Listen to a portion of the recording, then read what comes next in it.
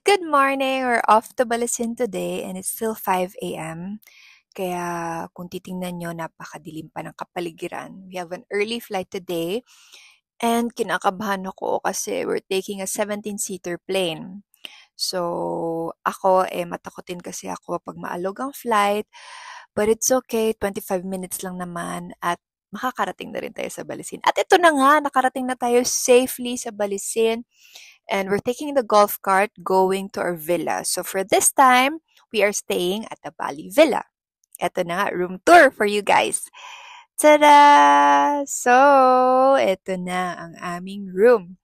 Napaka-spacious, napaka-aliwalas, and you could really feel like you're in Bali, Indonesia mismo here.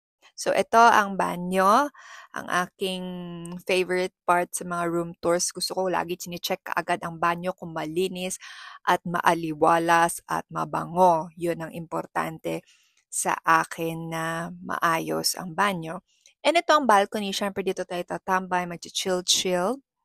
Pero, kailangan magbaon kayo palagi ng anti-lamok dito kasi tulad ko, habulin ng lamok, you'll never know. So, dito din tayo sa balcony, magsi-swimsuit haul. Hello, welcome back to my channel. And for today's vlog, we're gonna do a swimsuit haul. But para maiba naman, gusto kong i-rate nyo lahat ng bikinis na ipapakita ko sa inyo. It's color blue. And I think I also... Yeah, let me review. I think I also got this from Bliss. There you go. You could tie it from there. So I'm gonna show you different ways to style this 3-in-1 bikini set. So ayan, pwede nyo siyang itali dito while you have your swimsuit inside. Or if you just wanna hang out by the beach or by the pool, you could just let it loose yung inyong cover up sa taas. Or pwede nyo i-off shoulder din kung gusto nyo na medyo stylish yung inyong bikini set. So this is how it looks like. So bahala na kayo kung anong style yung gusto nyo. You can style it in different ways, but I think for me this is the best way to style it. Na talagang open lang, tas chill by the beach and by the pool. What do you guys think? I'm gonna show you. Okay. So it's all in red. Ayan siya. So it has a cover up for the top. So you could just do it like this. And, or you could just simply open it like that. And this one you can adjust it. Adjust it.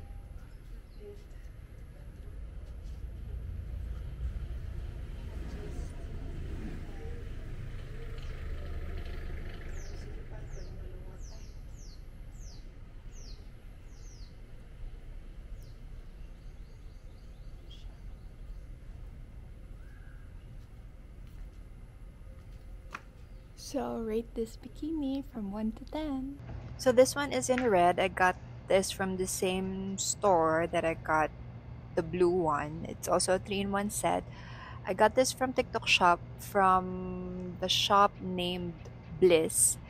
So ayan din siya, same na 3-in-1 din. So ito lang mas open yung lower, hindi siya skirt type kundi sarong type, parang tatali-tali mo lang siya.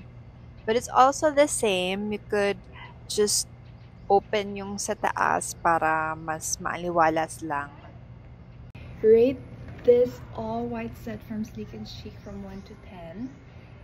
And I love it because it's all in white. You could pair any cover up na may kulay or even kahit white din, all white.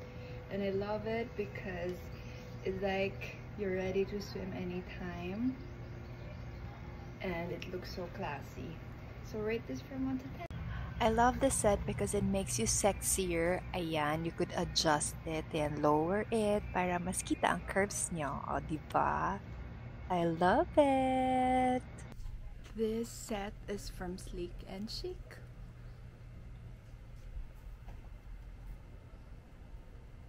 Rate my next bikini, and this is from 8 Mermaid, my cutesy blue bikini. So I love it because it gives you that balakang. If hindi kayo masyado balakangin, then this is the perfect bikini for you. Excuse me. Hatching pa nga. With this bikini, talagang may balakang ako. So, I'm loving it. Nakakalatina yung balakang. It's a 3-in-1 bikini set. There's a 2-piece inside, and then there's a cover up sa top, and then a skirt. And then sa likod, backless yan. Ayan siya. So it's really comfortable to wear this, most especially if syempre gusto niyo muna kumain, and then picture, and then eventually you wanna go and swim, and you wanna go to the swimming pool or the beach, ready na kasi suot mo na yung iyong two-piece sa loob. From TikTok shop, the name of the brand or the shop is Bliss. So you could rate the swimsuit from 1 to 10. You could rate it from 1 to 10. 1 lowest, and then 10 yun yung highest. So what do you think? So after the swimsuit haul, we're going to Nusa Dua to catch the sunset. This is my favorite place kapag gusto ko mag-chill and abangan ang sunset. At dahil walking there, may pa-DJ at may pa-music.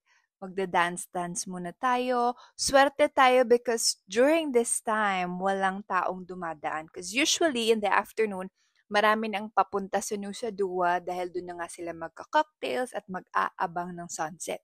Kaya I'll take advantage of this na umaura-aura dahil wala pa talagang dumadaan, ilang minuto na.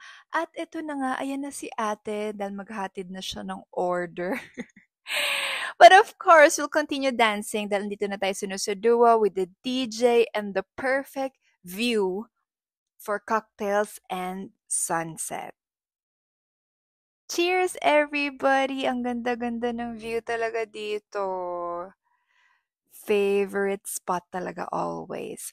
So, ayan. Bago tayo umuwi, kasi it's our last day, kakain muna tayo ng Peking duck in one of their restaurants, a Chinese restaurant. Yum, yum!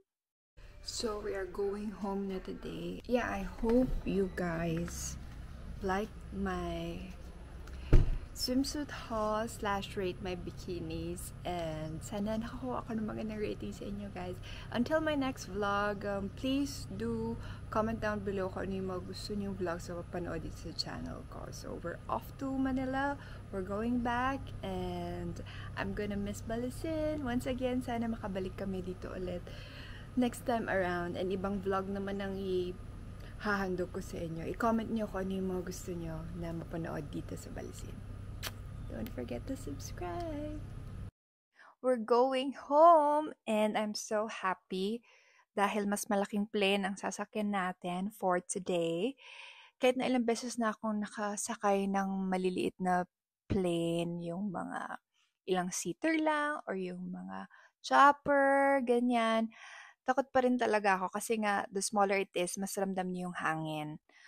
Although, syempre, of course, our captains are there to ensure our flight is safe. Pero, mas okay pa rin sa akin na sana walang turbulence yung flight. At ito na nga, hinahanap ko na yung upuan ko. And I'm so happy kasi we're going back to Manila. At ito na nga, kahit na nag-ingat ako, ayan, abangan nyo. Toink! See you, Manila, in a few minutes.